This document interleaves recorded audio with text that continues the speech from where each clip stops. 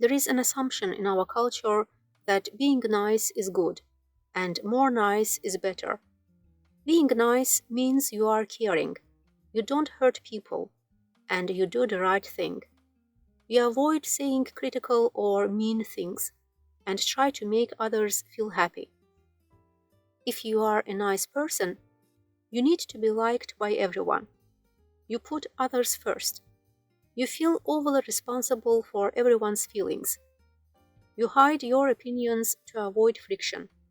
You avoid asking for what you want. Hesitate to speak up. Prefer to conform with others.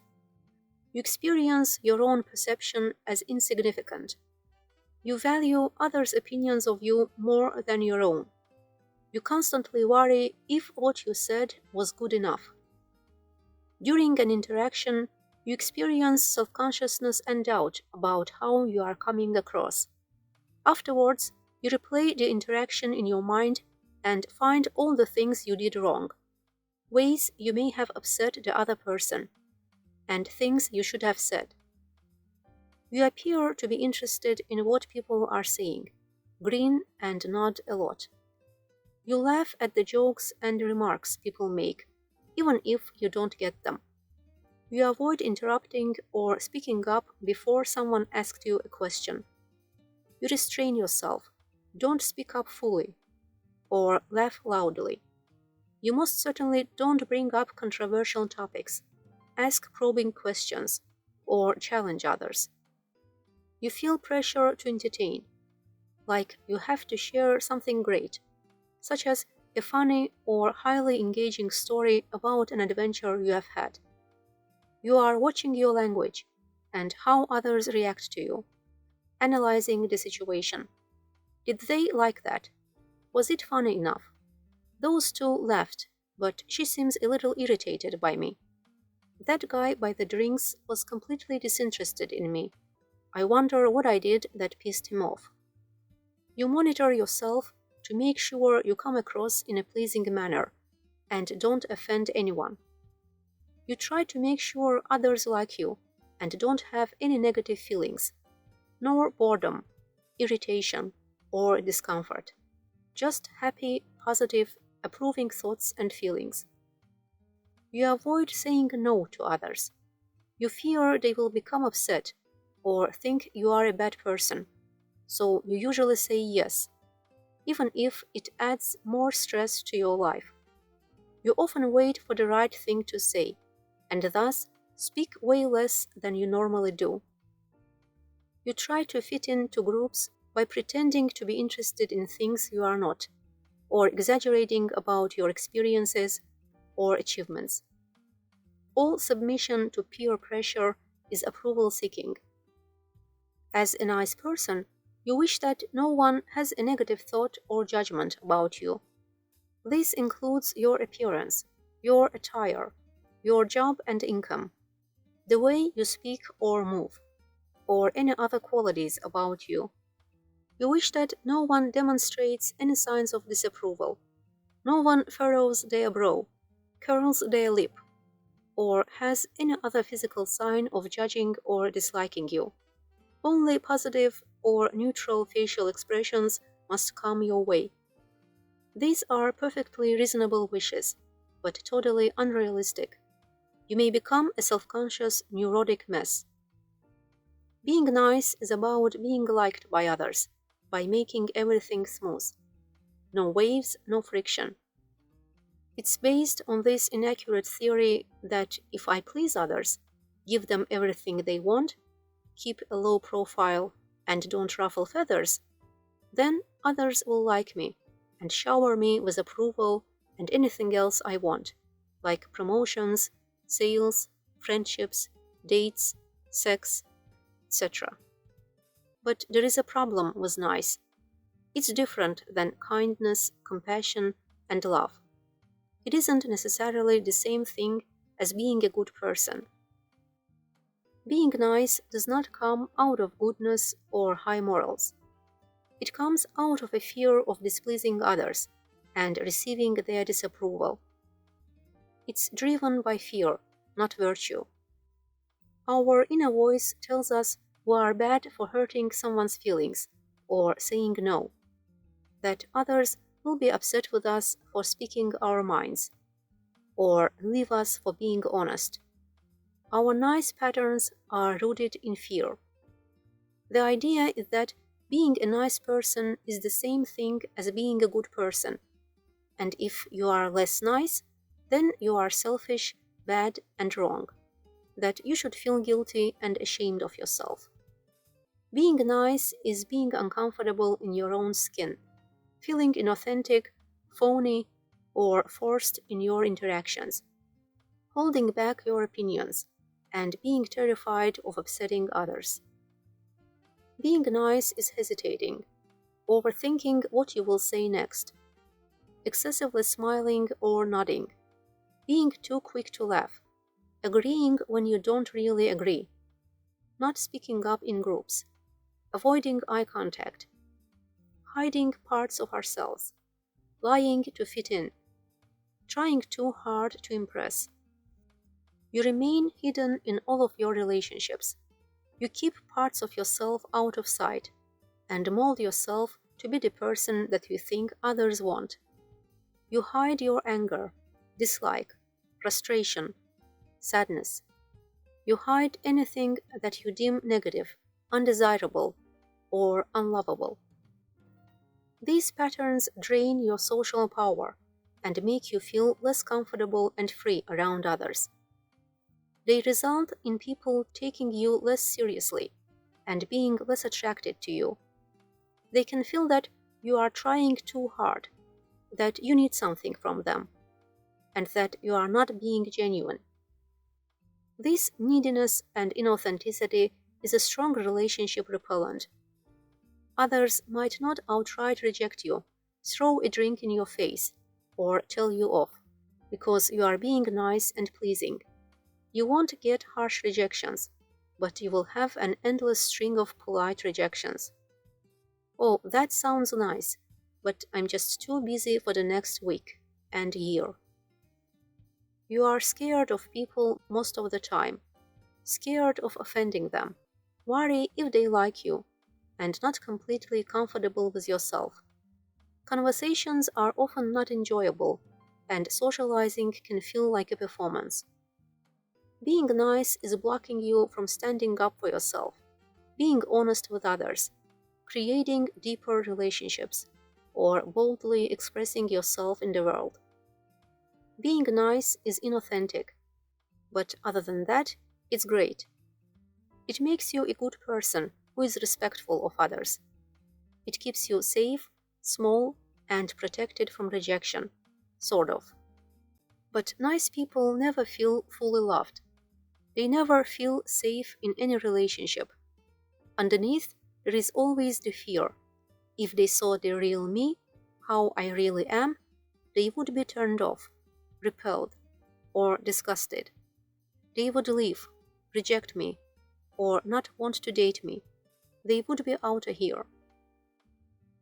As a nice person, you try to earn the approval of others in subtle ways. Perhaps you try to appear very intelligent or highly knowledgeable about a particular subject. Maybe you play up experiences you have had, exaggerating a bit, so others see you as exciting or cool. Maybe you name drop or tell a certain story again and again because it makes you look important. For most people, this pattern is not fully conscious. They aren't walking into a meeting thinking, I sure hope everyone in there approves of me. I will make sure I hesitate, only say witty and intelligent things, and agree with everything, so I avoid their disapproval. Instead, you just might feel anxious before the meeting.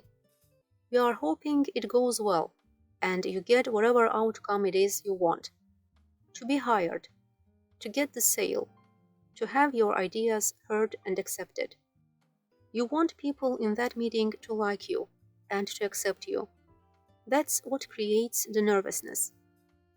It becomes even worse if the person you are talking to is beautiful, handsome, confident, powerful, or successful. Their disapproval is even more important to avoid, because their perception means more than yours does. After all, they are a better person because they are skinny, or muscular, or rich, right? Everyone has an internal approval seeker. This is the part of us that wants people to like us, hates conflict, disconnection, and discord. This is the part that wants everything to be smooth, for everyone to get along, and everyone to love us. While this desire for harmony and connection is completely natural, it can become problematic if your primary goal in life becomes getting approval from others. The desire to be liked is not a bad thing. It's natural. If you are introduced to someone at a party, you of course want that person to like you, rather than dislike you. The problem is that a normal human desire can turn into an absolute necessity, as if somehow we won't be okay if this person is upset with us, or bored by us. Our nice programming taught us that if you put yourself first, then you are selfish. If you are selfish, then you are bad. If you are bad, then you are not worthy of love and belonging, until you shape up and do the right thing, i.e., become less selfish and put others first. We try to be nice to others, so they feel good around us and want to spend more time with us, whether it's friends, colleagues, or a new lover. We show up as our best selves, hold back our judgments and criticisms, focus on other people, and are attentive, kind, generous, and caring. We do the right thing. We are good people. But we don't feel deeply connected to others, and we don't really trust that they absolutely love and adore us. When we are being nice and people respond well, something is a little off. They might like you, or even love you, but they don't really know you. They know a part of you. They know your mask or persona. And while this might give you some connection in the form of people to hang out with and talk to, it doesn't give you the connection you really seek. This only comes when we share more of ourselves with others, when we are able to remove the mask and share how we really feel and think, including our fears, desires, challenges, and dreams. This also includes expressing ourselves. If you are silly, or like to do funny voices, or passionately sing rock songs with your eyes closed, this needs to come out as well. It's not just what you share that makes you, it's also how you share it, how you show up, how life moves through you.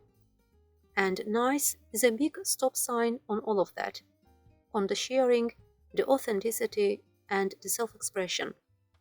It is a controlled, managed, and rigid way of being in the world, which keeps the real you trapped.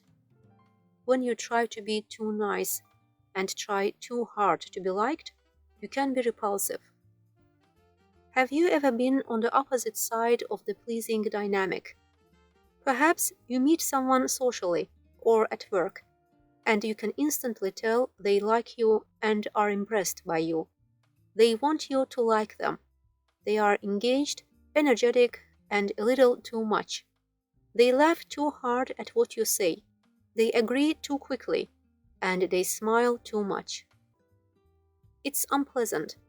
While there is an appreciation or admiration present, there is also a lack of authenticity.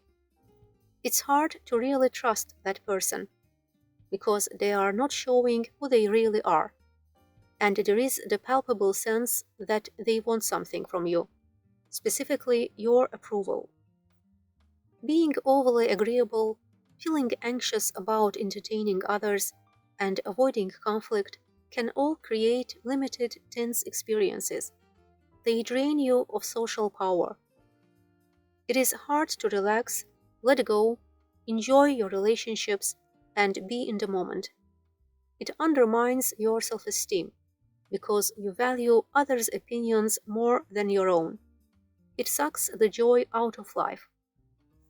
Striving to be nice actually takes an incredible toll on your mind, emotions, and relationships.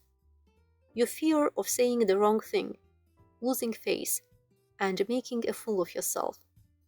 You replay conversations in your head. Your mind picks apart all the things you did wrong, all the ways you spoke too much or too little, said the wrong thing, didn't do it quite right, or otherwise sucked. The nicer we are, the more powerless we feel, and the more trapped we become in this land of hesitation, self-doubt, and inaction. If we give too much and feel like we do not have a choice about the giving, we will feel resentment, which is just another word for anger. The pressures are often internal and based on your own needs to please others and be nice. More specifically, the pressure comes from that convincing voice in your head that commands you to carry out your nice person conditioning. She wants that, so I'll do it. I know he likes that, and I don't want to disappoint him. They will be hurt if I say no, so I would better say yes and go. All of these pressures to be nice and do the right thing eliminate a sense of autonomy, freedom, and choice. You have given up your sovereignty.